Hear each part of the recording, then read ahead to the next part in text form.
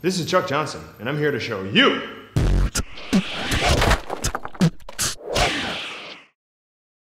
So, in this episode, we're going to be dealing with bear hugs, okay? So the bad thing about a bear hug is that it happens to you from behind, so you may not necessarily see it coming. Like so.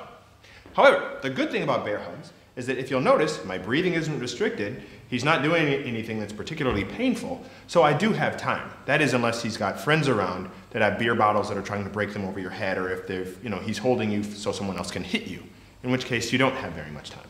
But basically you have a little bit of time to think if you need to, okay? So, if you'll notice, the first thing I did when he grabbed me is that I lowered my center of gravity. I established a base, okay? So what you want to do is you want to widen out your stance and bend your knees and then just lower your hips, okay? If I'm up tall like this, when he grabs me, and if I stay up tall, then it's easy for him to drag me somewhere. Okay, Dean, go ahead and drag me. Okay, like that. Whereas if I'm down like this, and he tries to drag me somewhere, go ahead, give it a try. Yep. It's a lot more work for him to pull me anywhere. It's way harder, okay? So that's step number one, is boom, get down, establish a base, okay?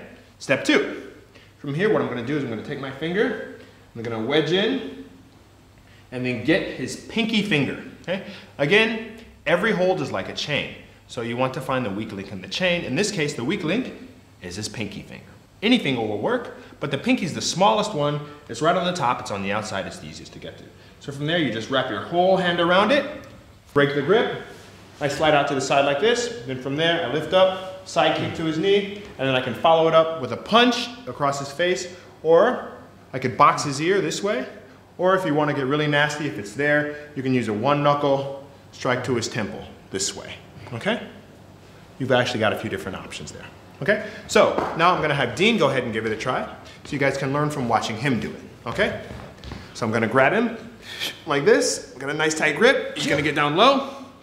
Okay, so if you'll notice, now Dean, he's going for the bottom pinky, and that's fine, that's good, but what actually works better is if he goes for this pinky here, because this one's on top and it's the most accessible, okay? So, yep, he's getting his hand around it, he's got his hand around my pinky, that actually really hurts, okay? And then he's just gonna pull my pinky backwards, break the grip, slide out, side kick, down there, and then punch across the face. Okay? So, guys, one thing I wanted to mention, I don't know if you noticed this or not, but when Dean was going for the pinky with the lower hand, he didn't get it extended out all the way like this, he only got it to right here. And I wanted to say that that's actually fine.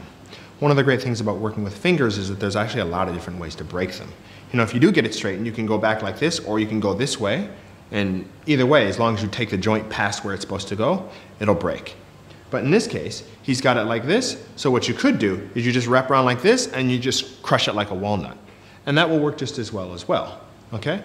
So the main thing is that you just get one finger and you work that one finger hard, and you just take it in a direction that it's not meant to go, okay? And that should be enough to break the grip, which is what you want, okay? Beyond that, I also just wanted to say that, you know, in this show, I try to deal with scenarios that I think would be helpful to people, and that with techniques that are easy enough for the average person to kind of figure them out. It's just a little bit of practice. But, I mean, really and truly, the best thing for you would be to go to a reputable martial arts school and just start training. Because there's just a lot of different scenarios, there are a lot of different things that can happen, and I can't deal with all of them in this show.